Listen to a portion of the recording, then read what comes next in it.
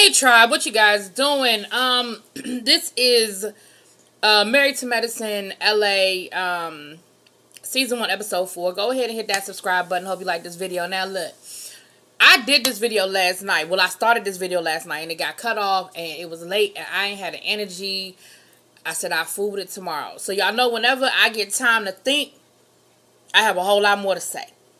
So look, let's just go on and jump into this video. Plus, it's been a long day, honey. I can't even begin to tell y'all how my day went. We, at my job, we had a lockdown. We had a situation across the street, and it was police activity. It was a shooting. It was a bunch of stuff. We were on lockdown. Honey, I was stuck at work for 2 extra hours. Okay? Okay. So I'm tired, and I'm a little irritated with them folk. But let's just jump on into this video. So look, we pick up like the tail end of the conversation from last week. Now, if you've seen any of my other interviews, Lord, ain't nobody interviewing. If you've seen any of my other videos, y'all know how I feel about people talking about potentially criminal activities without any facts, without anything to back it up. And Dr. Amani, I love you. You my girl. But I have a real problem with you throwing out this whole drug dealer house thing. It's reckless to me. And once you throw stuff out there, you can't put that back. You can't put that genie back in the bottle. And you're going to always have people sort of side-eyeing. Now, I understood where you were coming from, right? And saying it looked like a drug dealer house. Well, it was a whole bunch of furniture. I mean, a whole bunch of space, not a lot of furniture, but 5 Bentleys out front. And, you know, even Dr. Britton was like, you know, it was a throwback to the 80s. Like, it looked very Scarface-ish. But I ain't going to go all into, like, do I think they was making Scarface money? And even, what's her name? Shanique talking about some, I mean, drug dealers live in 90210, live in Beverly Hills. Bitch, yes. Yeah, drug dealers live in Beverly Hills. Who told you? Like, where you get that from? What made you think they didn't? Yeah, they do. The hell? That was a dumbass question. I think, you know, nouveau riche people seem to feel like, oh, Beverly Hills 90210, that is it. That's the mountaintop. That's the epitome. And there's no one bad lives in 90210. And then nothing bad ever happens here because I have reached the mountaintop. And because my zip code now reads 90210, that means that none of these other things will touch me. So you mean to tell me you don't think nobody illegal live good? What? But I just think it's reckless for Dr. Amani, to throw that out there. That's just my 2 cents. Now, if it's some words in the street, if it's some stuff in the breeze, if you heard some things and it's based on something else, that's different. But if it's just because you went to her house and it looked real, you know, belly to you, I'm going to need you to just take that back to Brooklyn with you. Leave it there for a minute. But with that being said,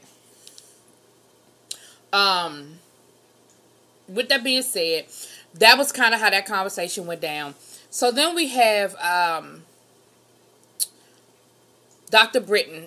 To me, there were a lot of filler scenes in this episode, but there was some information that could be garnered from those filler scenes. But some of that stuff, I just felt like they were adding a lot of fluff in there just to get to this end little climax situation. So let me just go on and throw some of the little filler things out there. So first of all, we see Dr. Britton. Now, Dr. Britton, you know, they show her with her patients and stuff a little bit more. That's cool. That's great. You're an anesthesiologist. You did it in your rotation. You fell in love with it. Cool. Great. Boom. Dr. Britton's husband is sick of the situation. He's not happy with the bi-coastal. He's not happy with the houses they've been looking at. Here's my problem. I think he's not going to be happy with the move to California. He's happy in Orlando. He likes their home. He likes where they live. He likes their life in Orlando. I don't think he's going to be happy. He's already complaining about basic shit about California. And what I mean by that is the cost of living is going to be higher. You're going to get less for your money in California. That's like moving from Georgia and you have this nice 5-bedroom, beautiful, you know, a whole lot of square footage or whatever for $200,000. Hell, you can't get that in D.C. for $500,000. You know what I'm saying? And so it's that mindset of this is what I have, this is what I'm used to, and I'm cool with this, and I ain't really trying to change that. So I think that they're going to have problems off the break anyway. Now, he told her, though, basically, look, Stop showing me houses in places that I already told you I don't want to live, because that's not going to make me change my mind. Britton's thing is, well, I don't want to live where you want to live because I don't want a 2-hour commute back and forth home every day. So they already got some fundamental problems. He told her, you got 3 months to find a house, 6 months to close. Now, we didn't hear what the or else to that was, but it was clearly an ultimatum given. We see a scene with Dr. Nicole and Asha. Did you catch Asha on Star this week? This week, honey. Asha was playing opposite of my big sister, Tammy McCall. That's my girl from Bennett. We went to Bennett together. She was in my big sister's class, and I was really cool with her, and I'm really proud of her and seeing all of her success. We've kept in touch. We ain't the best of friends. I ain't gonna sit here and pretend like that I talk to her on a regular basis, but I'm really, really happy with her. She's always wanted to go into entertainment, acting. She's always been drama and extra, and so I was happy to see her. But anyway, with that being said, I'm going to actually review Star this week. I know it's late, but I'm going to review it this week just because my girl is on there, just so I can throw her a shout out. But they get to talking about the doll baby party, and they get into all of that. And then they talk about Shanique and how Shanique owes Asha an apology. And I'm going to get to that in a minute, about how I feel about this whole who owe who an apology, or how the whole situation shoulda, coulda, woulda went down.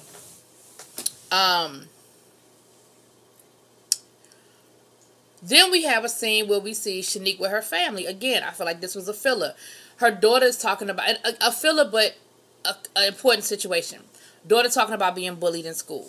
Now, that is definitely a serious issue. I deal with it in where I work, and I have dealt with it in my past as far as other places I've worked.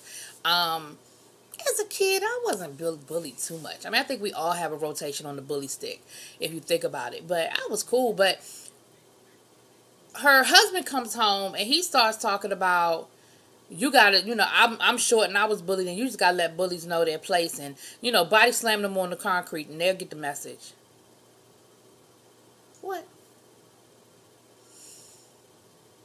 And he was dead serious. Like, he wasn't playing. He was dead ass serious. He was like, look, I went to an all-male college, so I'm assuming he's a Morehouse man. Shout out to my brother's school. But he was like, I had to let them know, like, because I'm short. They, they thought I was they thought I was weak. They thought I was, that they could get over on me. So I had to just let them know, look, don't take my kindness for me. Don't take my kindness for weakness. And, let me, don't play with me. He said, and I got the reputation, the dude down in 105, crazy. And I believe him, because he called the room number. That was probably his actual dorm number, because he probably did get the reputation as being that crazy dude down the hall. We all had him. If you went to a 4-year university, there was always the crazy dude in the dorm. Sound like he was that dude in the dorm. But I just don't know how responsible that advice was necessarily, that you gave your children. Now, again, there's always a level of I'm playing, but I don't think he was. Like, he ain't look like he was playing. He ain't apologized. He ain't crack a smile. He ain't back up off it. Even after his wife just sort of gave him the side eye, like, did you just tell our kids to fight? All right. Now, Dr. Nicole, here was another little filler episode. Another little filler scene, but again, there was something that can be discussed out of it. Her daughter is starting 6th grade, so she's moving into middle school, but she's also starting a new school. Now, here's my beef with you, Dr. Nicole. You said that your daughter was going from public school to private school, and in her new private school, she was going to be one of the only minorities, that it was going to be, and she wasn't sure how her daughter was going to adjust to that. There's always an adjustment moving from elementary school to middle school anyway, going from being top dog to being back at the bottom of the totem pole. But now you're putting her in a new situation, and on top of that new situation, there's a color situation where she's going to be one of the few minorities in the school. Now, here's my issue.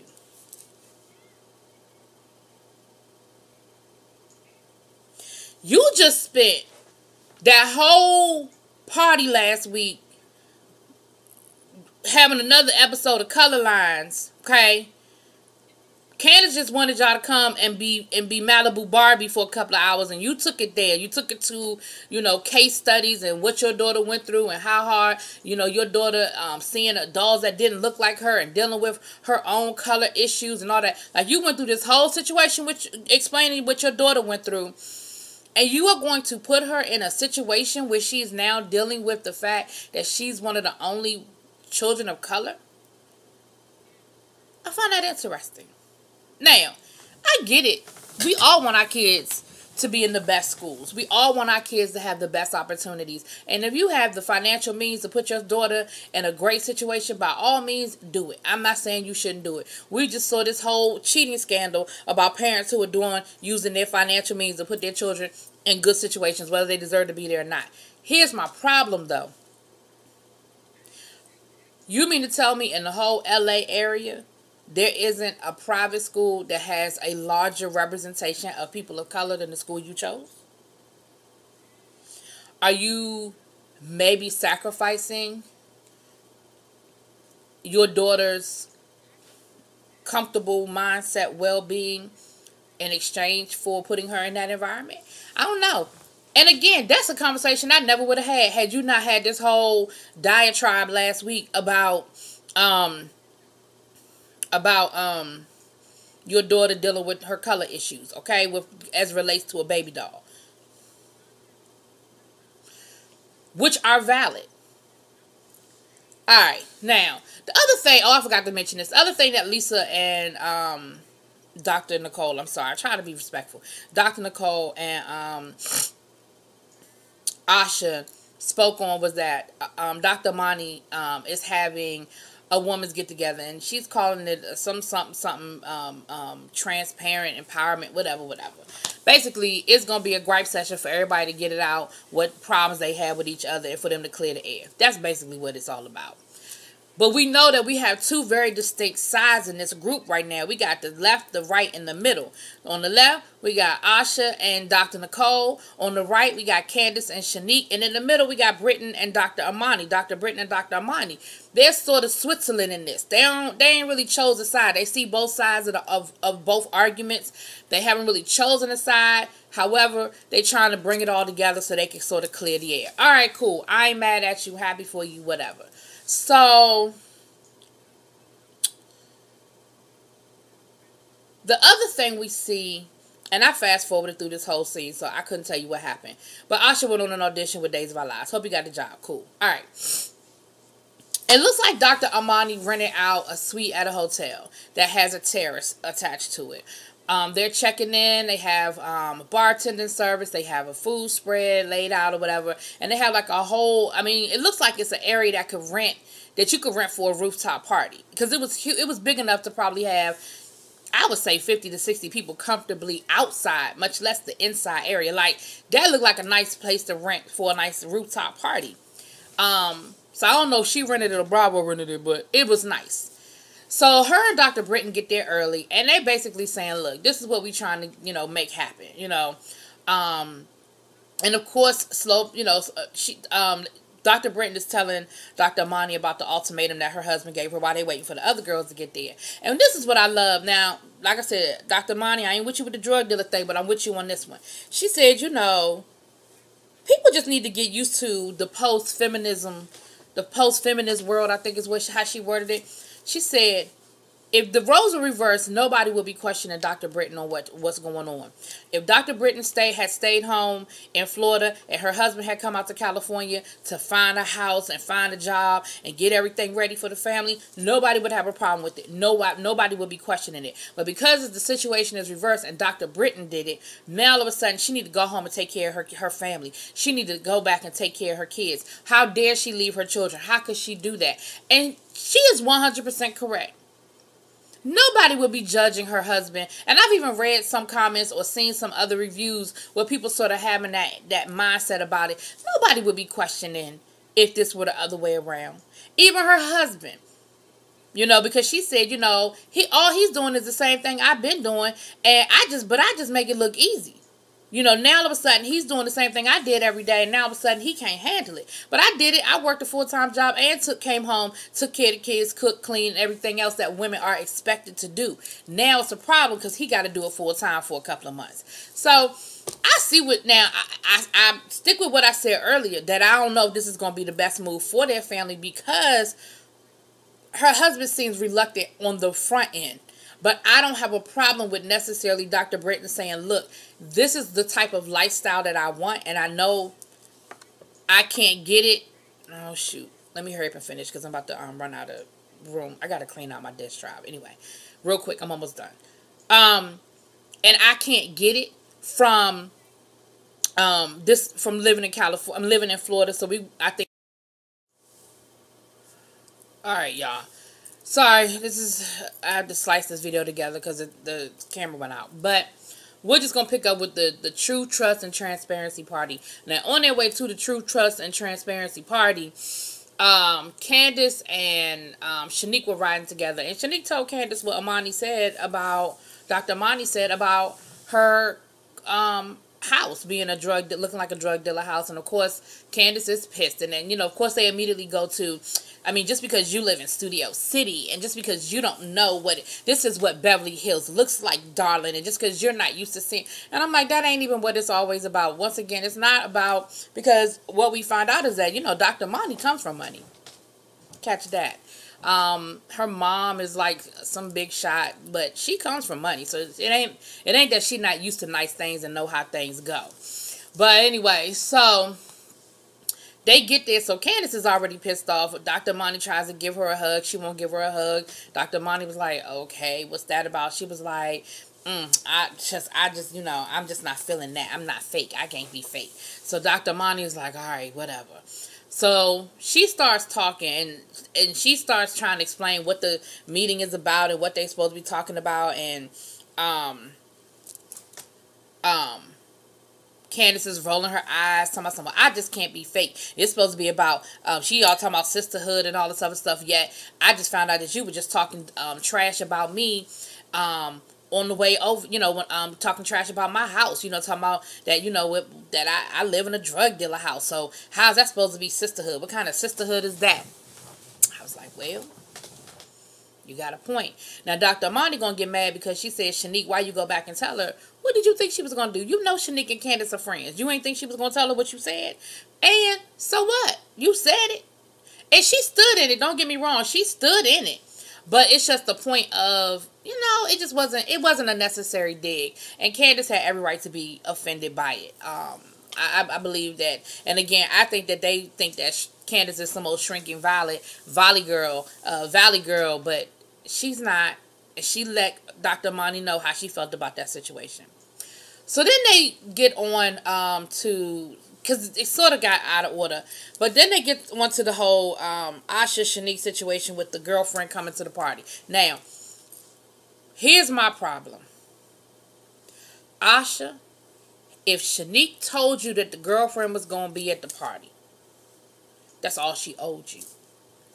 She didn't owe you anything more. She didn't owe you that she should have defended you. She didn't owe you that she should have not invited this woman.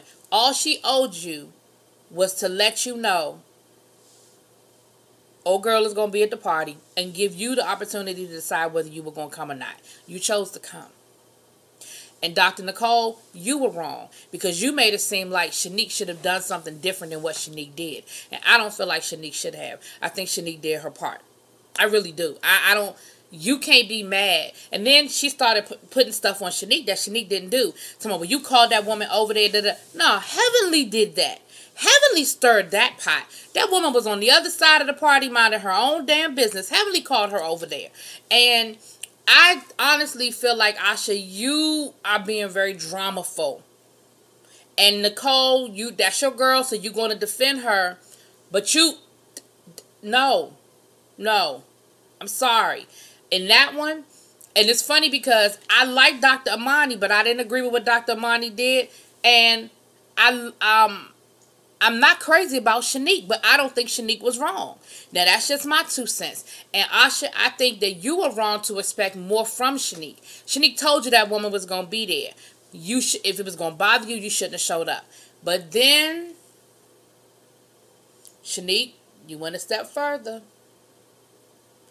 Shanique started feeling attacked because Dr. Nicole started telling her how wrong she was.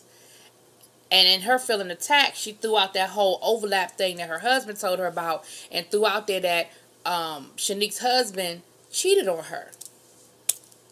Well, Asha's husband. That there was an overlap between when she married her husband and when they got together with the with the old girl, the engagement. It was that overlap thing. Honey, what she do that for? Your husband was messy for saying it. You was messy for repeating it. Now, on that one, I can't go with you. On that one, Shanique, you was wrong. Because then, of course, that's where Asha was like, well, are you trying to say my husband cheated on me? I mean, you calling him a cheater? And, of course, Dr. Britton was like, oh, shit. And Dr. Monty was like, oh, boy. Like, this is going in a whole different direction. Shanique started talking about how Dr. Nicole is Asha's little puppet. Well, hell, Candace is your puppet, so whatever. Like I said, it's three sides to this. You got left, right, and in the middle. And it got to be a mess. And I'm sure next week we're going to pick up the rest of this argument because that's sort of where we left off. But once Shanique threw out the whole your husband with the other girl thing, I was like, oh, shit, here we go. Here we go. Anyway, y'all, I'm sorry about the whole video cutting off and all that other stuff. It's been a mess over here on this end of the world. But let me know what y'all think. Drop it in the comments. Peace.